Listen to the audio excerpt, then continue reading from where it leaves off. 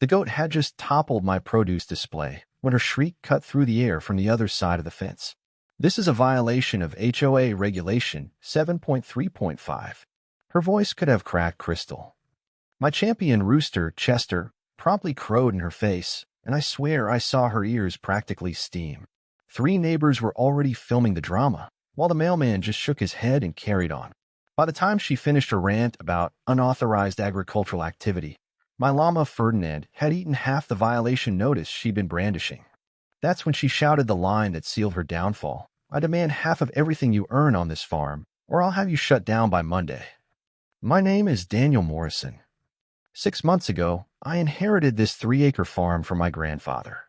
It sits at the edge of Cypress Ridge Estates, technically inside subdivision limits, but legally protected by agricultural zoning that's been in place since 1947. I kept to myself, raising vegetables, a few animals, and selling eggs and produce at the weekend farmers market. The farm existed decades before the HOA, but that didn't stop Margaret Whitmore, the self-proclaimed empress of the neighborhood, from treating it like her personal battlefield. Margaret was the type who measured lawn height with a ruler. She once fined a family $300 because their garden gnome faced the wrong way. She had the HOA regulations memorized, both real and imagined, and brandished them like weapons. Her husband had long ago stopped talking, only nodding while she ranted about community standards.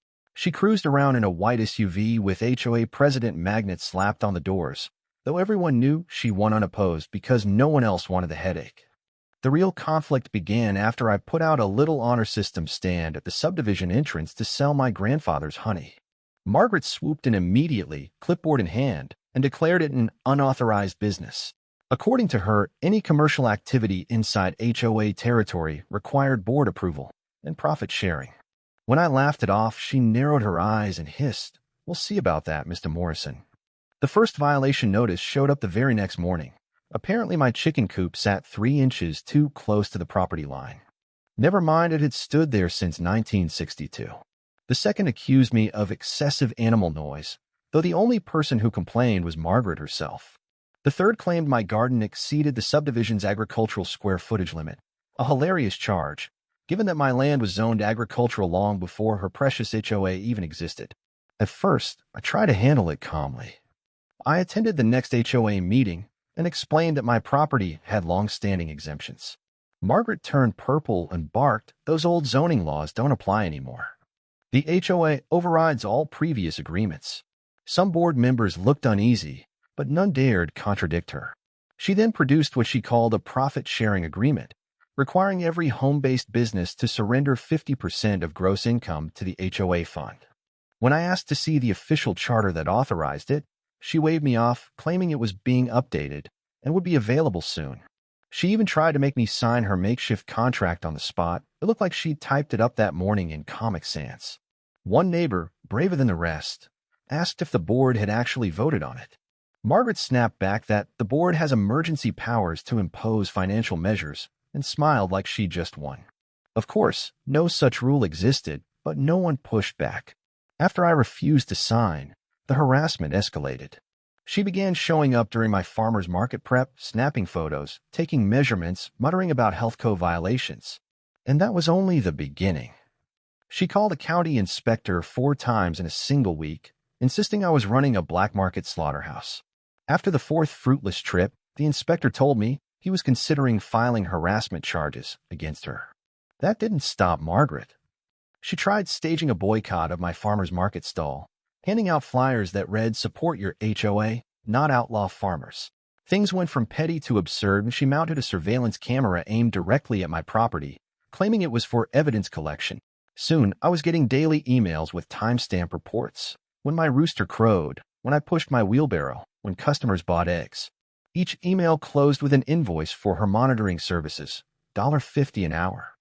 Yes, she truly thought she could bill me for existing on my own land. Then came the Thursday showdown. I was prepping produce when Margaret appeared, flanked by her so-called legal team, her nephew, a law school dropout, and his girlfriend, who peddled essential oils. They handed me a cease and desist letter, so sloppy it cited laws from 3 different states, none of them ours. The letterhead looked like it had been designed in Microsoft Paint, complete with clip art scales of justice. Margaret crossed her arms and intoned in what she thought was lawyer speak. You have 72 hours to comply with HOA revenue sharing requirements, or we will begin foreclosure proceedings on your property. Her nephew nodded gravely while his girlfriend scribbled notes on a napkin. Margaret wasn't done. She announced the HOA was entitled to back pay for my illegal operation, which she tallied at $37,482. When I asked how she came up with that, she produced a spiral notebook filled with nonsense math, including things like chicken noise tax and vegetable viewing fees. She was literally trying to bill me for people glancing at my garden from the street. When I told her none of it was enforceable, she shouted for all to hear. I'm the legal authority in Cypress Ridge Estates. I have executive powers. That was the moment I called my cousin Bradley, an actual property lawyer. Bradley reviewed her paperwork and nearly fell out of his chair laughing. He fired off a formal response outlining the laundry list of crimes Margaret had committed: extortion, fraud, harassment, impersonating an official. In digging deeper, he uncovered something bigger. Margaret had been siphoning HOA funds for years, disguising her spending as neighborhood improvements. The investigation hit fast. Turns out she'd been shaking down other homeowners too, forcing a bakery owner to provide free cakes for phantom HOA meetings, demanding a 50% discount from a freelance accountant in exchange for not finding him, even trying to claim ownership of a neighbor's Etsy shop because their garage doubled as storage. The state attorney's office stepped in once they found forged HOA documents, including fake meeting minutes granting her bogus emergency powers. She fabricated vendor invoices to pocket cash, and even the surveillance cameras she installed had been billed to the HOA but registered to her personal account. The HOA president magnets on her SUV? Bought with community money and listed as official equipment. The emergency meeting to deal with all this was the best attended in neighborhood history. Margaret arrived in a power suit, also purchased with HOA funds, ready to call the session to order. But before she could speak, the vice president announced she was suspended pending investigation. The shock on her face was unforgettable. She tried to claw her authority back, insisting she'd acted for the good of the community, accusing me of corrupting the neighborhood with agricultural propaganda, and even claiming my chickens lowered property values. But when it came time to vote on her removal, the decision was unanimous. The only no came from Margaret herself. She rose to her feet, voice trembling, and declared, "You're all making a terrible mistake. This neighborhood will collapse without me." 2 weeks later, the criminal charges rolled in. Extortion, embezzlement, fraud, forgery, just the beginning. The IRS piled on after discovering she hadn't reported a dime of her ill-gotten income. The state real estate board yanked her license when her schemes came to light. By the time every agency had finished digging, Margaret was facing 17 different charges. The trial moved quickly. Margaret chose to represent herself, an unmitigated disaster. She claimed HOA presidents enjoyed sovereign immunity, argued that my farm zoning was a national security threat, and tried to enter her spiral notebook of nonsense math as evidence of damages. The judge's patience snapped when she accused me of training my rooster to crow on command just to torment her. The verdict came on a Tuesday afternoon, guilty on all counts. Margaret was sentenced to 3 years in federal prison for tax evasion, 2 concurrent years for embezzlement, and ordered to pay $187,000 in restitution to the HOA and the homeowners she'd exploited. On top of that, she was assigned 500 hours of community service at local farms, a condition the judge delivered with a hint of amusement. As the sentences were read aloud, Margaret's jaw hung lower and lower.